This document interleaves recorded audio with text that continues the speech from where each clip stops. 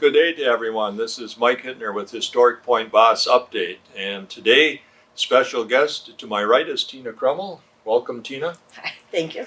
And Tina's kind of a new face for many of you probably. She's been involved with Historic Point Basse for many years, actually, as a board member and that sort of thing, and a head of the history committee. But now that she's retired, she's gotten a little more involved in more of the day-to-day things. And so we're going to talk a little bit about that and about a little bit about Tina's background and that sort of thing. So I think you'll enjoy the production today. I think it'll be really great. Tina, why don't you give us a little background now? You were a teacher 30 plus years. 30 plus years, and was it all at one school district or were you in a couple school districts? I was at 2 school districts. I did, my last stretch was at Tri-County in Plainfield. I was associated then with Sacred Heart for several years, but I also did a lot of preschool and early childhood stuff through the Y. And your last at Tri-County, was that Plainfield Tri-County? Yes. Is that what they call it? Yes. I know a number of years that Plainfield Tri-County came to Wakely with some of their second or fourth graders or whatever. Mm-hmm. And what grade did you teach? I taught 7th and 8th grade social studies. Ah, nice. And we got a little more acquainted, plus the board work that you've done for a number of years, with some of the history things, because you were doing, I don't know, it was a master's program or just extra. Yes. Master's program at UW Eau Claire. Yes. And why don't you explain a little bit about what your master's and your history was about? Okay. I have a degree in history from the University of Stevens Point, along with my early childhood and my elementary education degrees.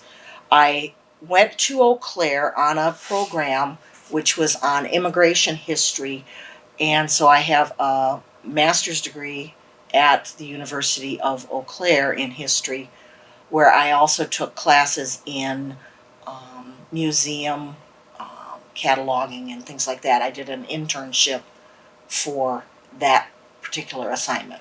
And then when you came back with some of that knowledge, you came back to kind of help or do some of that outreach beyond Eau Claire from what you had learned. And then you started working with going through some things that we had at Point Basse, since you're interested there and it was close by. And I think you even involved one of the neighbors of Point Basse there. You brought her down and she kind of helped you too. What did you start doing at that time? I know you're doing something different now and we're going to talk about that, but what did you do at that time? At the time, and that was back in, if I correct, I want to say about 2009, I approached Stella Michaels and asked her if there was something I could do, and we decided that inventorying the collection at Historic Point Basse would be a wise thing to do, so we know what we have. And it was also for insurance reasons. So I included a very dear friend, Jean Levy, who lives just around the corner. She had just lost her husband, and so I got her out of the house, and we went down there and we pulled everything out. We measured things, we cataloged it, we took pictures of everything that was in the house, the cabin, the sheds, the school, everything. And that was the initial inventory. No, you did that over a summer with Jean? Yes. Over a summer. Over a summer. So what kind of hours did you, was it like 20 hours a week, 10 hours a week? Yeah, it was, depended. It was between 10 and 20 hours a week, And of course it was interesting to you because this is what you were learning as part of your master's program. Correct. So this was kind of follow through of what you were learning. And of course it was great for Jean because you could be involved. And of course, whenever you're doing something out there, we know that you're just not doing all this, you're also talking and doing things. So that was great for her. And it was something that Point Basse needed to have done. Because they had a lot of things and they didn't really know everything they had. Well, and it's important in that respect. And we take it for granted that we have all these things, but sometimes somebody borrows something to take it, and then they bring it back, but they maybe take it to the schoolhouse, and maybe it came from the house. Right. Now, all of a sudden, what you had in the house isn't there. You can't follow up on it because now it's in the schoolhouse. Right. But we didn't know at that time Exactly. one thing or another unless it was very obvious that it Right. came from the house or something. Yes. Now, Historic Point Basse purchased, you want to talk a little bit about the program we purchased? Historic Point Basse purchased a program called Past Perfect, which is commonly used in most museums or many museums. I don't, there's some probably that are a lot more extravagant, but the museums that I'm familiar with, Past Perfect Was what they were was using. using at the Chippewa Valley The Museum, okay. and I was familiar with it. So we purchased that, and since then we have started cataloging the items that are there. I was able to catalog items from the previous, but we've had to go back through and look at the different buildings because things have been moved from this place to that place. And I can imagine from your 2009 with Gene working, it's changed a lot even now in 2019 or 20 or Right. something. What has moved around, the inventory has moved around. Oh, yes. Oh, yes. I mean, I walk in and I'm looking for something and I'm like, it's not here. I go into another building and I go, oh, there it is. So I have to change the location. So once we get everything cataloged in Past Perfect, then we can move it from place to place properly. So say that you're going to move this table from the schoolhouse down to the house, well, then we check it out of the one place and put it into another. Yeah. So you can keep track of what's where, and you don't have to go looking for it and try to figure out, well, did it turn up missing, or is it someplace else? Did it fall apart? Things like that. Why don't you walk us through, Tina, say maybe take an artifact that you brought with you, how you go about entering something and where it goes in the program, and you Okay. probably have got different pages for different buildings or different Yes. folders, Yes. that sort of thing. Everything is given a number. Okay. So, like this item here, you look at it, it's pretty worn, and it doesn't look like much right now. But when you open it up, and you find that it is a very ornate straight razor that would be found in the house. These are items that you would take them, you would look at the markings on the blade, and you would then research this item to find out how old it is, who manufactured it, what time frame, would this have existed? That was a big thing for us at Historic Point Basse because, and we got to thank the public out there because basically 95% of what we got was donated. Right. So, but just because Uncle Reuben's straight edge came to us doesn't mean that it's necessarily fits in the house because the house is interpreted 1840 to 1860. Right. So if this was of the manufacturing time of 1885, well, then it technically really doesn't belong, Right. though probably things haven't changed tremendous amount other than the look and the design and maybe the manufacturer of it. Right. And how do you determine that? You look that up on the computer or how does that? Between books and computers and things like that, you will research the item. First you start with the manufacturer, then you go backwards in their history to see if you can find the items, like, here this one doesn't have necessarily much information, just the blade. There's a little information on the blade. You just take that and you just have to research it. It's like Is it tedious work or isn't it too bad? it's not too bad. It's sort of like the hunt. Of course, if you love it, I mean, that's part of it is the hunt is to get to that Right. point. Is to find what it is, where it was manufactured, how old it would be. If it was donated by somebody, it gets a totally separate number that it was donated by this person. So their number would flag that up as this was donated by so and so. Sure. Anything that they would have donated would have their number in it, so that we could say this came from. Yeah. Unfortunately, at our site, I know from experience that a lot of things were taken. Somebody just handed to them. There was no record of who Right. donated what and when, and a good description of it anyway. Right. So a lot of that, I think, is really lost. I think, unfortunately. Well, and unfortunately, when you're first starting out, that happens. Right. And those type of items are listed as unknown, Unknown. donated, Okay. unknown. Where did they come from? Unknown. So they're given a totally different number.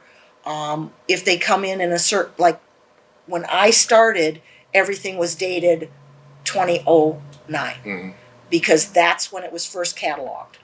Now, if I date something, it's 2021. Okay. If I get something, it's dated appropriately, so that we know that these items were here at the beginning. These are new. Right. Um, Do we have, now let's say we're taking this straight edge, this one here. If it was donated, and we knew the person that donated or the family that donated, now you give it a number, do you give it also like a letter or something to denote it comes from that family? Like say 1019K from the Krummel family or something like that? Actually, what it would be is, it would simply be one number in the beginning. Okay. And it might be 01 is one particular person. I'm up to, I think, number 11. 11. So that, when it's listed when I put in the number 11, it lists it as so-and-so, because I Okay. have put their information into the program to share that anything with that number came from that person. Okay. Every item, like I said, has a number, and the year, who donated it, are all in there. And do you have an estimated value at in that same item, or do you put that someplace else? That would be put into the program with the pictures, because not like this, there's pictures of these items, and those pictures go in, their measurements go in, the estimated value goes in.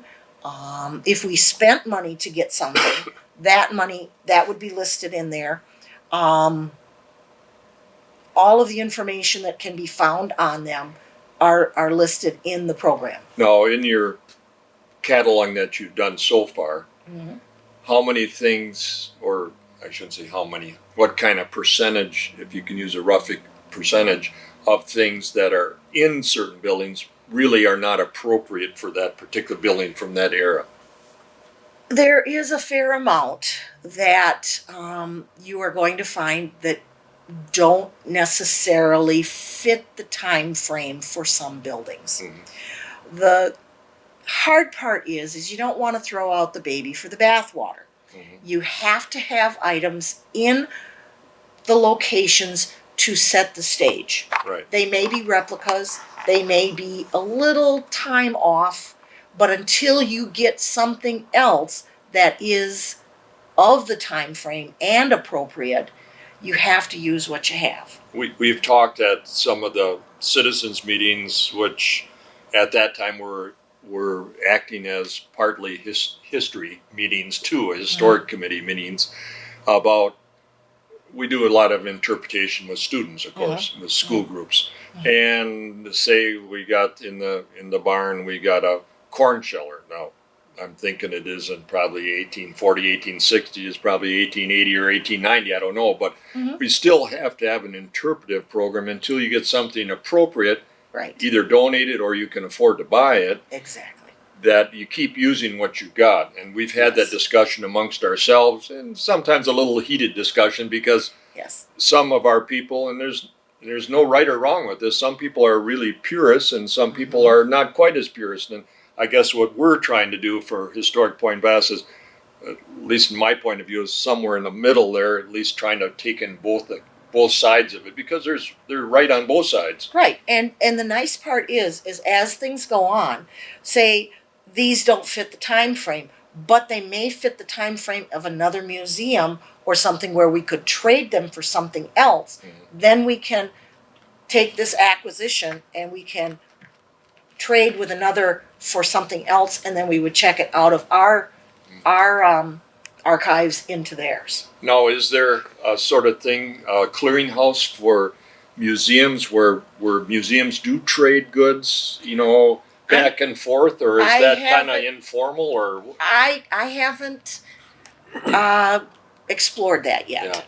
Yeah. Don, who's doing the filming today, and myself have been in a number of MOMSI meetings over the last probably 8 or 10 years, and we've been trying to get them to create some sort of a clearinghouse. Mm-hmm. But the problem with MOMSI, which is Midwest Outdoor Museums and Coordinating Councils, is that a lot of them are run by the county, some of them are state, some of them are private, and some of them are whatever. So they're all different, and some of those have very strict rules about what they can do or not do with their stuff.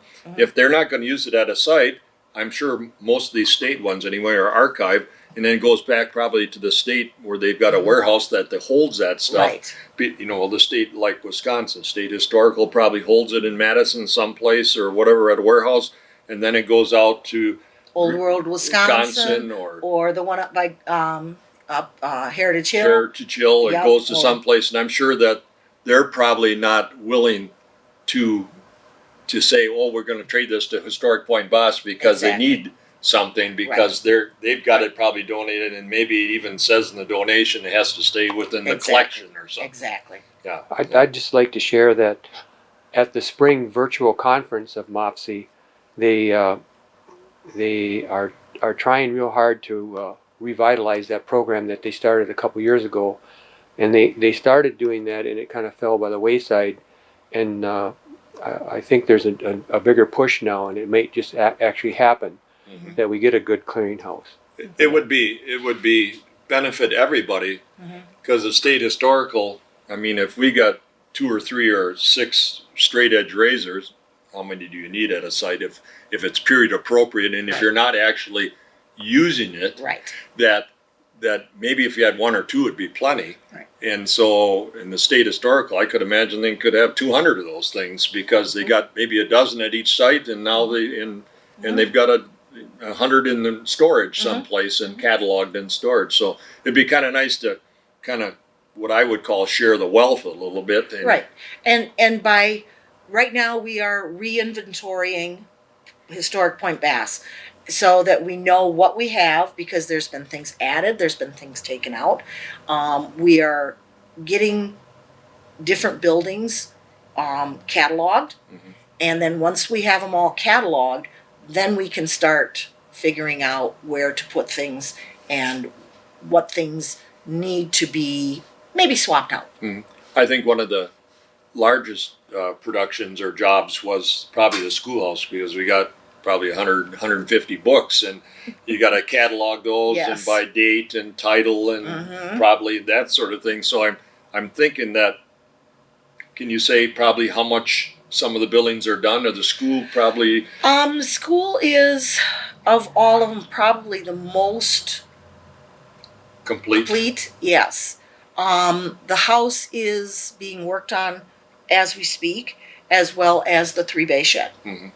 And really haven't gone into like the cabin or the barn or some of these outbuildings really and cataloged anything really at this point. No, not unless it was something that during the winter months, I went in, I took a picture of what was in the buildings, and then I sat down with my catalog from 2009 and said, oh, this item is still here, I can catalog it. This item is still here, well, this one isn't, I need to find out where it went. Okay. Type of thing.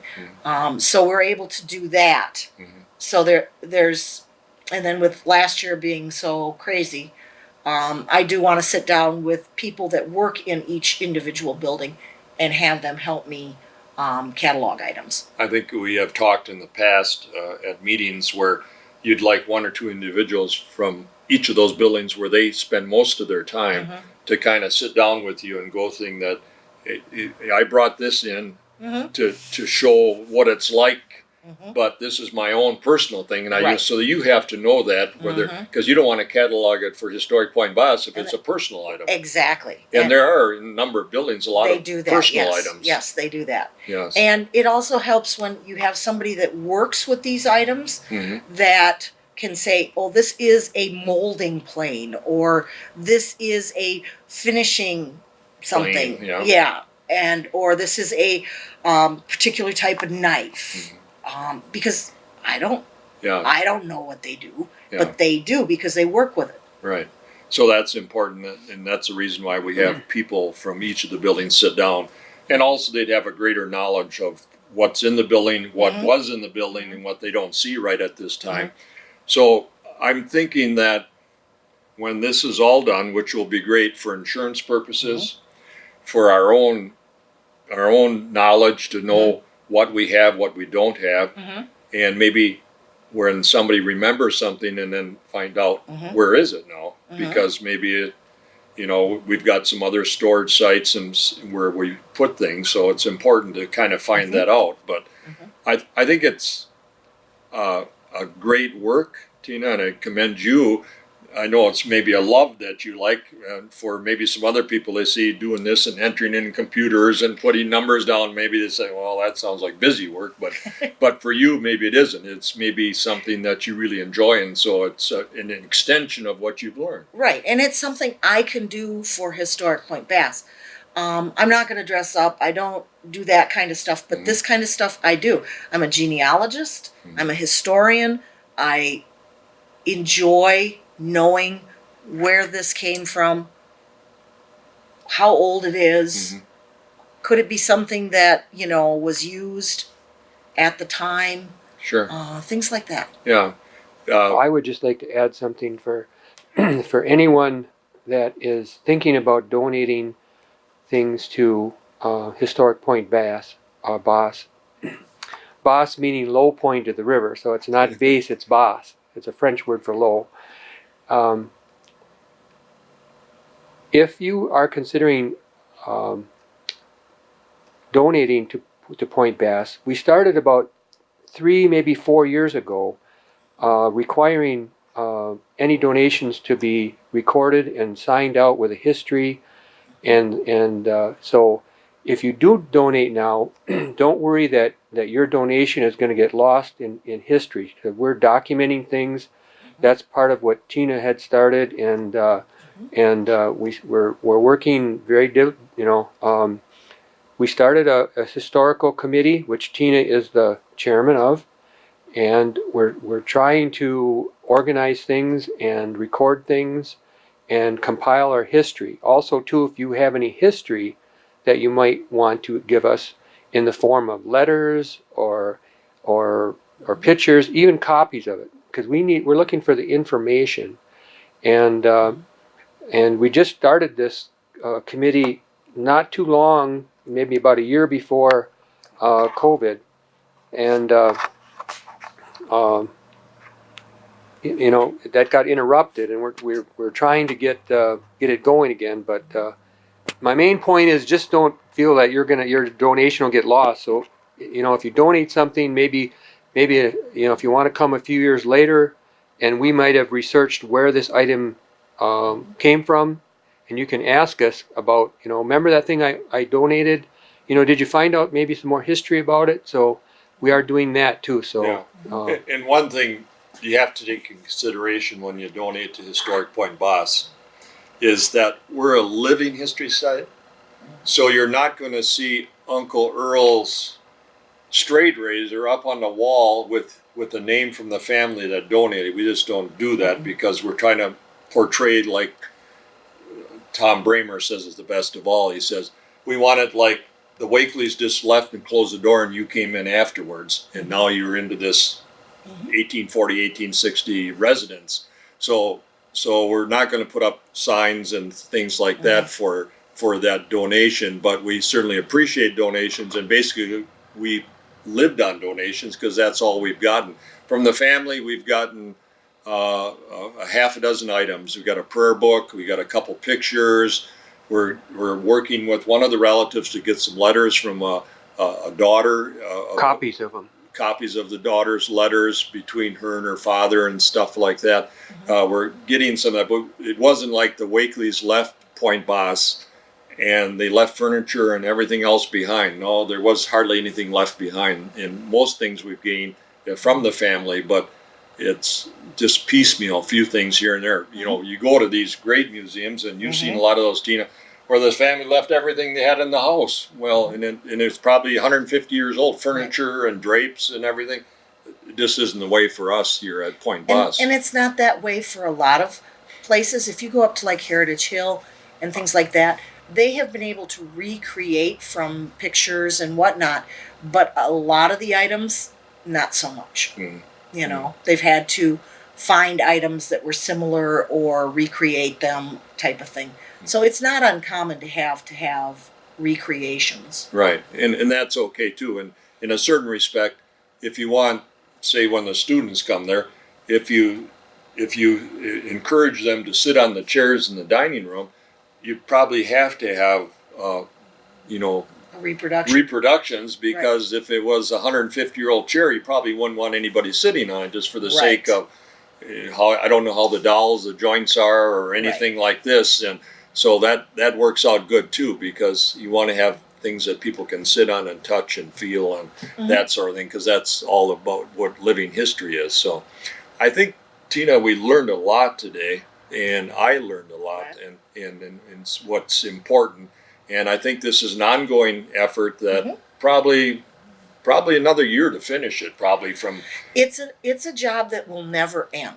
Because we keep getting new stuff. Because we keep getting new stuff, and as you should take an inventory and recheck everything on a yearly or bi-yearly basis. Oh, really? So that you know where everything is, just to double check. You know, and it's just a matter of knowing where items are. And I imagine, if we got a good inventory, if something should happen down at the site, whether it's a theft or fire, you know, God forbid, sort of thing, but we would be able to say, you'd be able to say to an insurance company that, hey, we had this in this building. Exactly. And it's from this era, and it's worth approximately this much, or something like that. Otherwise, when I've always done in the past with the insurance companies, I kind of just guess estimate, you know, what the value of our contents are, because I don't really know. No, because if you had to replace it, it would be very, very difficult. Right.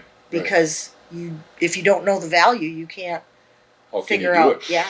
How can you do it? So, I just wanted to announce a little commercial right now that Historic Point Basse is going to have our Pioneer Festival. That's on June 12th and 13th. That's a Saturday and Sunday, 10 to 5 on Saturday and 10 to 4 on Sunday. And we're going to we got more exhibitors this year than we've ever had, because it's been an unusual year. Last year, nothing happened. A lot of these people that exhibit and do different trades and different crafts haven't been able to do anything for years. So we have 18. Normally 12, 13, maybe 14. We have 18 people that are signed up to come and participate this year at our Point Basse Pioneer Festival. I know you, as the public, now that we're getting up with more vaccinations and herd immunity, maybe by the end of May or something, we could be pretty close. You're kind of excited to get out and everything. Masks will be optional at the site. We recommend, if you're concerned about anything, certainly to wear a mask, but we'll have food. We just talked about menu today, about barbecue, beef barbecue and venison barbecue and hot dogs and fry bread and this sort of thing. So it'll be a great time to get our festival back on course. Last year, of course, we didn't do it because of the pandemic and that sort of thing. So we invite you to put it on your calendar, June 12th and 13th, 2021.